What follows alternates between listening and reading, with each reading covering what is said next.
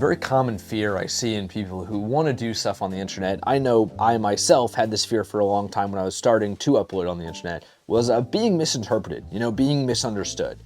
The idea of like, I'm going to go out there with the best intentions and I'm going to try and, be a positive force. I think that's how most people want to be when they start something, or at the very least be entertaining and fun. And then it's like, oh, somebody took me out of context. I got clipped. I put out a clip myself that only had a minute of my full point, and now people don't like it, and, something like that, right? I know for me, when I first started Paint&Talk, one of my big fears was doing a series, like doing paintings in a row of like the color palette series we're doing right now, where we try colors on the canvas to see how they look, and I get better at colors with these drills, right? I was so scared to do them because I was like, what if somebody starts midway through and they don't understand that it's the color palette series? Now they're like, why does this guy just paint colors, right? This is a very common fear. It's a fear that's always going to be there in one way or another. You know what I mean? Like, if I'm not really scared of being misinterpreted by everybody now, but I mean, there's always the chance that, like, let's say somebody in my personal life, somebody is like, they see a clip that's out of context, and then there's one person misinterprets. Like that is something that is still always going to be out there, right? I'm not going to sit here and be like, this is just a fake thing. You don't have to fear this. But I do think that with this fear comes a little bit of a misnomer, and actually something that I think can be a fatal mistake, not just in posting on the internet, but in the way that we approach life in general.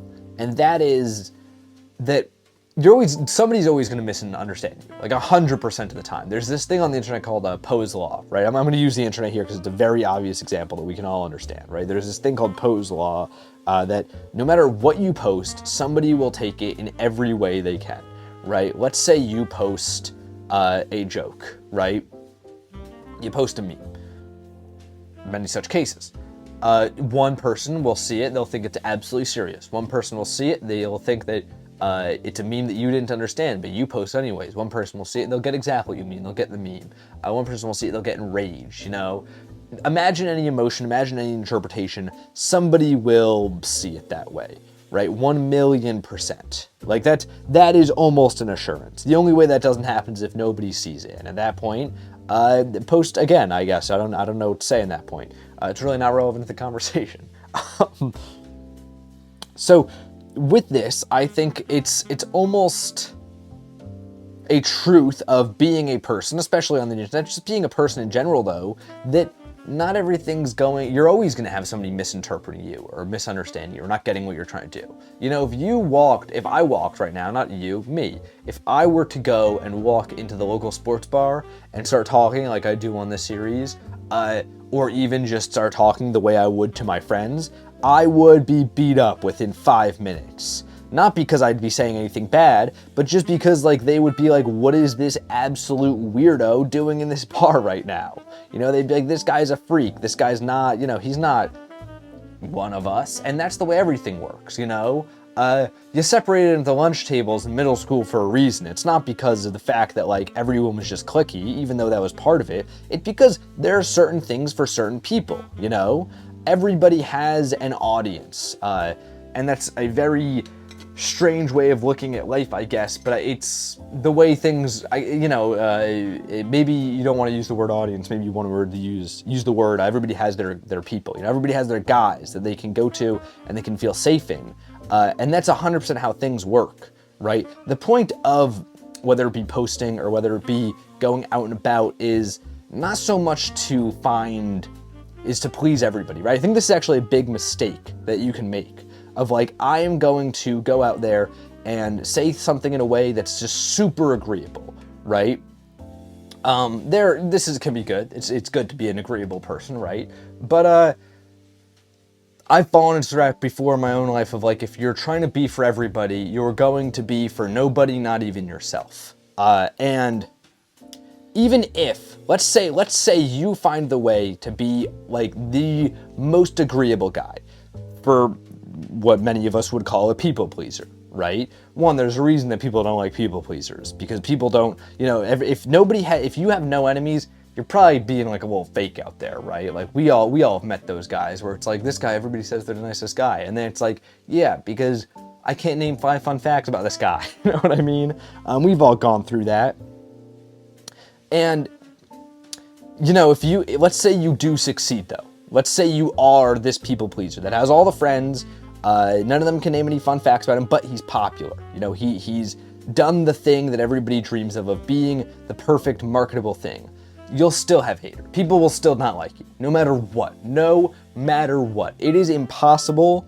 I don't think there is a way to exist without having people dislike you, misinterpret you, hate you, right? And I'm not saying this is a way of like, you know, I'm like the haters, blah, blah, blah. I'm not doing it that way. I'm saying that, like, if people are gonna hate you anyways, you might as well have them hate you. Like, you might as well be yourself and have people not like you than be somebody else to have people not like you. A common fear is that no, but if they are a hater of a fake mask I put up, then I'll never have to really face criticism myself. This is something that I mean, I know people that will admit they do. I used to be one of the people that would do this too. I mean, as in ways that would manifest as much as like not showing a face on the internet, to be like, there's like, you can never attack the way I look because at least, you know, you can't do that. Or I'm gonna use a fake persona, right? I'm gonna use a fake voice. Like, it's almost like we have so many ways of building personas around us.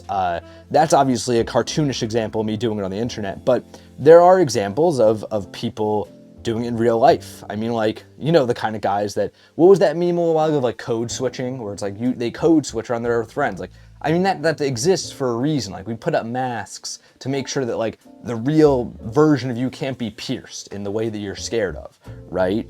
And I think that to an extent this is fine, you know, like we all understand you can't go around talking to your parents the way you talk to your friends. Like, this is this is whatever. But I do also think that there's sort of like a, tragedy is a big word, but I guess it's kind of almost like a tragic thing of like, if you never allow yourself to truly be yourself, how will you ever find your guys? Like, going back to the internet here, because it's a very literal example of this. You want to find your people online. Let's say you want to build an audience and you're scared of being misinterpreted. Then, you know, and you put up a mask, you talk in a way that you don't actually, you know, is the cool way or whatever, a way that's going to not have you facing criticism.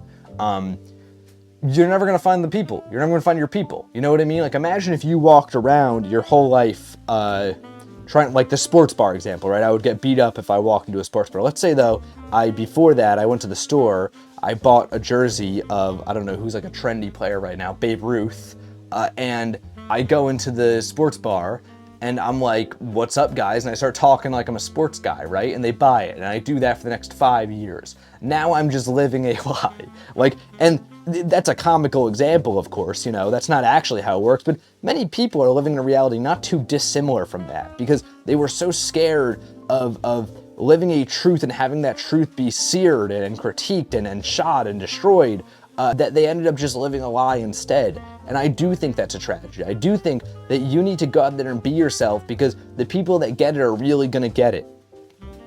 And, you know, I've gone through periods of my life where I was friends with people I hated and then, you know, I started being myself and I was friends with people I loved and then that didn't work and then you're friends with other people. You know, I've gone through a good amount of friend groups and all that stuff over the course of my life, and I will say that, like, you know, when you do find the people of like, this is who I am, I'm unabashedly myself with these people and they understand me, it's a feeling that's insane. It's insurmountable. That is the feeling of community, and that's awesome. That is the best thing ever.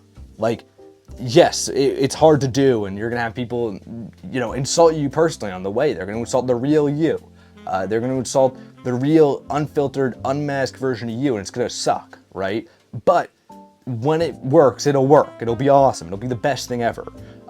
It's a not too dissimilar thing that happens here on this series. You know what I mean? Like, I'm not actually big enough to really have people hating on this, but like, I know that when somebody finds this series and they're like, I love this, I've been looking for something like this, that's awesome. When I get a DM from somebody who's like, I paint alongside, that's the best feeling ever. Because yeah, it was daunting at first when I was starting this because I was like, oh, I'm putting out the real me. But when you put out that real you, you get real people in return. And that is worth it every single time. So shout out being misunderstood and doing this thing anyway. This is the painting. So what we're doing here for the last 3 paintings is just using up all the paint on this palette, right? I got a lot of different colors here, got a lot of different tones, and I'm gonna use all of them to texture things. I have so far been using these colors flatly, right? No texture, nothing. For the last 3 here, I'm gonna take that off, I'm gonna take that rule off, and I'm gonna add texture to them. I'm not going to drastically change the palette. Like, I'm not gonna take the blue on this palette and overlay it over the yellow. But I'll take the ochre and put it alongside the brown to make the brown textured, the black too, right? I'll do that. I don't know why, I have no justification for it, but it's happening. This is what's going on. So shout out to that. Follow on the Instagram. Go check this out when all these are up in 2 days. You have 2 days left for the Color Palette series, guys. Hang in there. I know it hasn't been a good series. I know it's been rough. I know it's been a long series, but we'll discuss all that in Paint Talk 233. For now, I have to say goodbye. I've been Max Dice. This has been Paint Talk episode 231. I'm here every morning, painting and talking with you all.